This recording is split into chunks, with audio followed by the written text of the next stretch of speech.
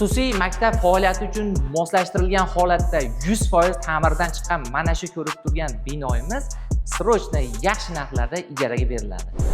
Binoyimizning umumiy maydoni 3000 metr kvadratni tashkil etadi va ko'rib turganingizdek 30 tadan oshiq o'quv xonalariga ega. Bundan tashqari alohida konferensiya zali, sanuzellari yoyinki maktab faoliyati uchun nima talablar bo'lsa, barchasi bizda mujassam.